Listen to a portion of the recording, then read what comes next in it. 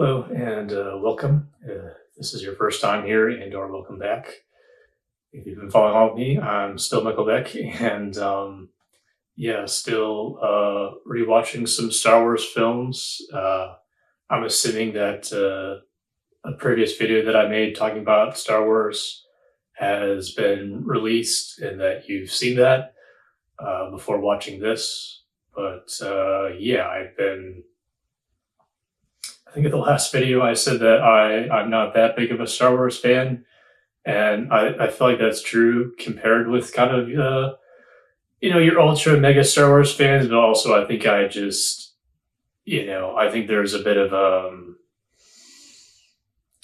just a bit of a social stigma around being a fan of something like Star Wars. I think like even maybe if I liked Star Trek, that'd be a bit more not so like normie and mainstream. I don't know. I guess there's kind of two sides, and it's like none of it matters. Like, you either people have people who are going to be like, oh, like Star Wars isn't interesting enough, and it's too normie or mainstream. Or then you have gosh, what was I going with that? People who, are like going to be like, oh, like Star Wars, that's like super like nerdy. And so it's like, get out of here with that crap, like what you like. So I'm enjoying and appreciating Star Wars for the extent that I do. And so, yeah, felt nostalgic, was rewatching some of the movies, rewatched the trilogy of the prequels, and then I picked up Solo and Rogue One, and so I just watched Solo last night. Probably gonna watch Rogue One tonight. We'll see. That's the plan anyhow. But yeah, just been continuing to think about it, reflect on it as I've been doing some self work and making some realizations, and maybe let me start out with a bit of a quote here from Star Wars, from the prequels. I can't remember which film, so but the character Yoda says that fear leads to anger, and anger leads to hate, and hate leads to suffering. And wow, like there's so much to unpack there. But I think that's really a quote that I think that really kind of speaks to the Jedi Order, the Jedi Council, the whole like Jedi project is so like dogmatic, and so like there's something like written into the whole project of like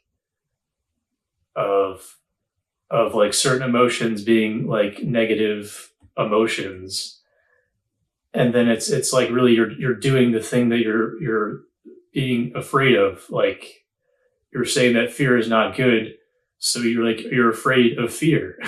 Like are we seeing this? Like it's like yeah, like one of those things like so easy to like not think about and gloss over. And of course I was like younger when I was watching them, so I was not considering the the philosophy behind these things. But like looking at it now, it's like wow, like what were they saying? That's like crazy. And yeah, just considering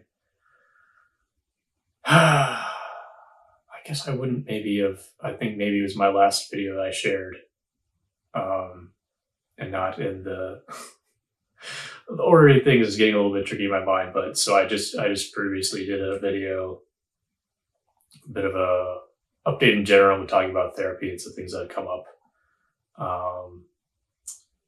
And yeah, just really trying to be more mindful in considering the like religious and spiritual trauma that I've experienced, and how that's had an impact on me. And so kind of being more mindful of that.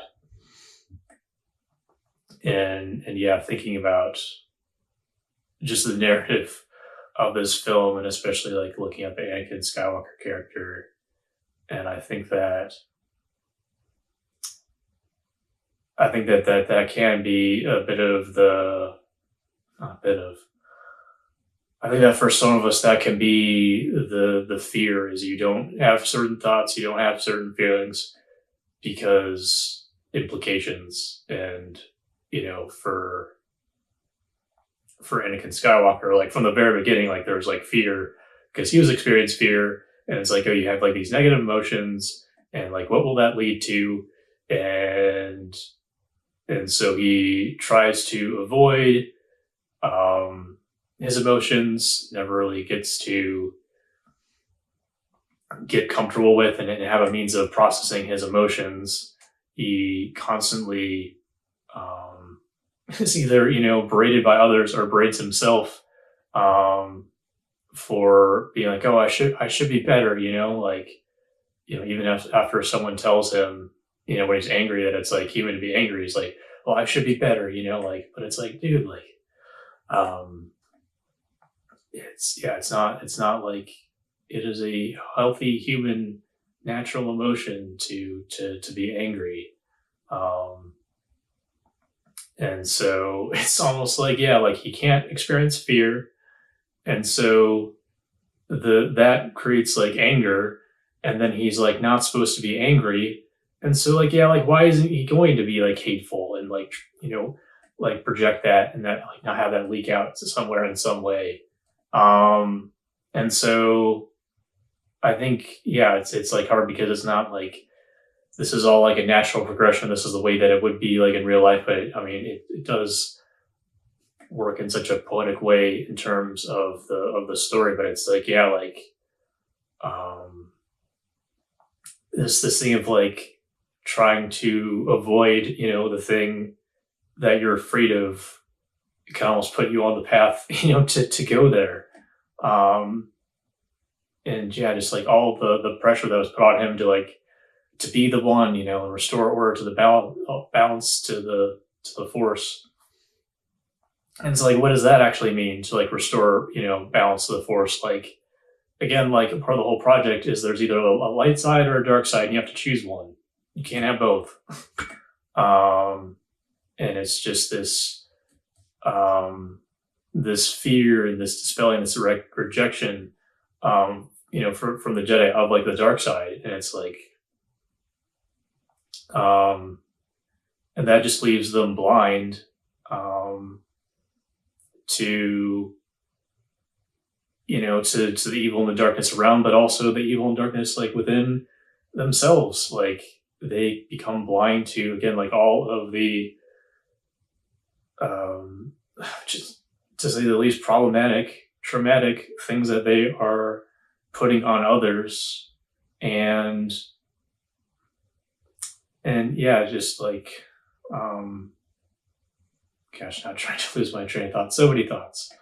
I hope this is tracking, and I'm trusting this will be, uh, yeah, just having a conversation here, and that this will be of interest. It's interesting to me, so I'm trusting that it'll be interesting to somebody else. But gosh, yeah, it just, and I guess, yeah, part of the frustration for me is just I feel like I think that, yeah, there's this like this to me, this beautiful narrative that in spite of the trauma, in spite of all this blindness and not being able to see, um yeah, I mean, and just like even when Palpatine has like so many discussions with Anakin, and while like much of it is like flawed, there's like so much like in what he's saying that like makes a lot of sense, and it's like, okay, like that's not, there's like some truth to like what he's saying, and I think that is, yeah, I mean, the Jedi totally like love themselves like open and vulnerable to being manipulated because they weren't actually thinking critically, and they weren't actually, um, yeah, again, like recognizing that like there is,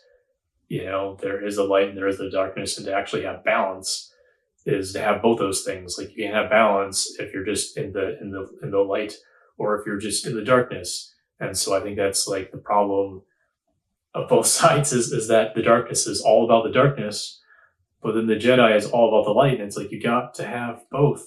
Um, and so yeah, I think that that's something that a critique that I think is maybe it's like I don't know, maybe within the the context of the movies itself, but at the very least, I feel like that's where my mind like leads me. Um, from the uh, original trilogy and then the prequels, well, in order prequels, original trilogy, um, is yeah, you have like Luke Skywalker who basically goes through the same motions. He gets in this place where he is like kind of like the only hope. Like basically all of the Jedi are gone. The ones that remain are getting old and are about to die out. And so you have this one guy who um, needs to be, or not, needs to be trained in the Force. And the only people available, don't want to teach him because they're like, because they don't see him as an individual. They see his father when they look at him. And how often does that happen to us? Like where some parental or authority figure like doesn't actually see us, they see somebody else. And so they're afraid of who we are and what we'll become. Like, gosh, that makes me angry. um, but yeah, the way that, oh yeah, and then like saying that he was like too old to like learn and like, what I mean, because he's actually had, some semblance of early upbringing that wasn't indoctrinated with your toxic beliefs. But yeah, so the way that he, like at a later age, was able to, get some of these ideas, in one way or another, not just integrate all of them, like he was able to have, to, follow his own instinct and his own intuition, rather than just doing, what, like Yoda and Obi-Wan were telling him to do. And through that, like he was able to see the light, but also like look past like the darkness and see, hope,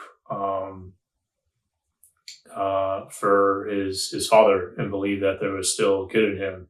And it's funny because I missed it that at the end of the prequels when Padme is kind of saying, her last words before she dies is like something along the lines of saying that there's like still good in Anakin.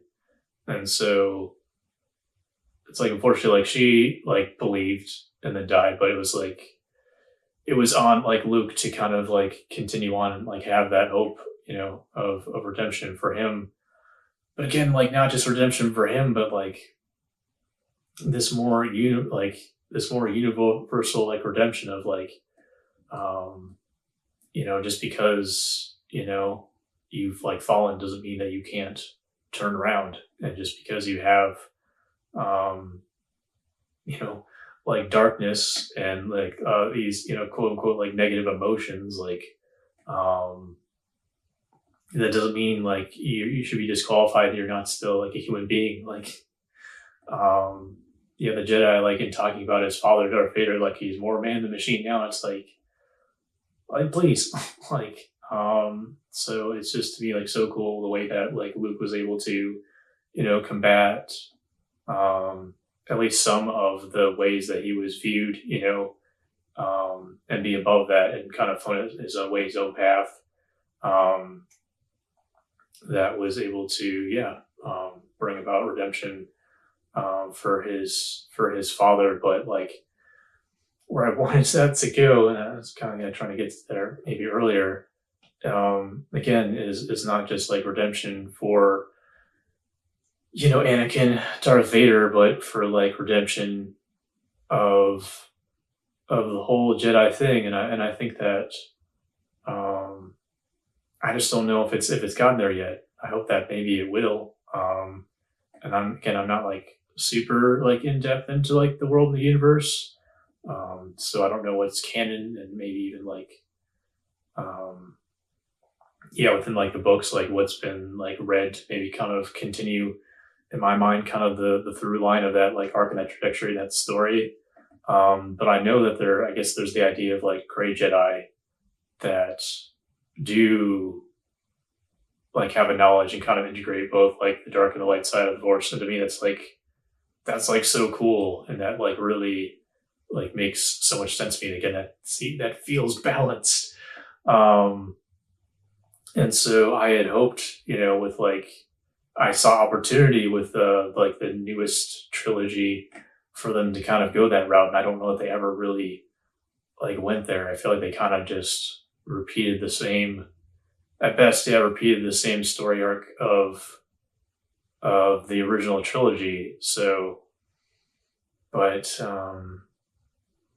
yeah, I would love to see some sort of Star Wars story in which, like, the problems of the dark side and the Jedi are addressed, and there's something better, something that's actually balanced, something that takes account of the dark and the light side, and isn't rejecting or blind to one or both of those. And so, yeah, I think that's maybe all that I wanted or needed to share here for now. But I guess I'm talking about fictional things here for the most part. But yeah, I do kind of think about just reform, even in as I'm thinking about it and pondering it within the realm of fiction, with sort of art imitating life. I think of what it would look like for some manner of reform, in my life and in the real world, to not be blind and to make a critique of things, and to consider how maybe things could be different, could change. Not trying to think that I am going to be, uh, you know, changing the world, but like, what does it look like, within myself to consider like what I believe and what that means and what I can do about that. A friend of mine brought the term cognitive dissonance to my attention, and that's really something that I've continued to think about, because I think that so much of my life has been continues to be cognitive dissonance, and so thinking about how I can try to address and alleviate that. I'm sorry to throw out a term without. Um, Gosh, now I probably need to explain that, don't I? Um, Cognitive dissonance. I think an example that was used in the other video that shared, I think it's a good one. Um, is if someone is smoking and they recognize that like smoking is detrimental to their health, then that creates a sort of dissonance, to be doing something, but also like knowing that it's not good for you. And so, and when there's when we have that dissonance, that creates a discomfort, that we feel, and when we feel that discomfort, like naturally we want to alleviate that. And so, and there's different ways that we can try to do that. We can change our thoughts about about the thing, or we can add on thoughts, or we can change our behavior.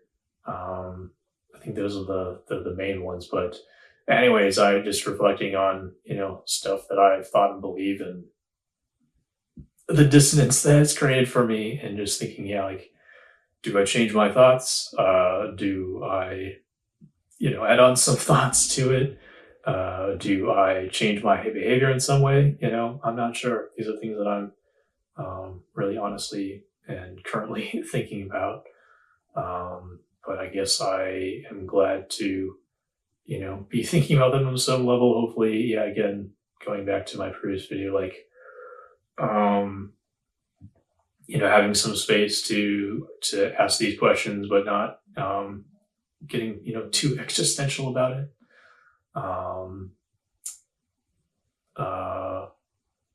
But yeah, I think it's still trying to remain curious as always, and so these were some thoughts and considerations. So thank you, as always, for joining me to consider these things with me. Until next time, please stay well and take care.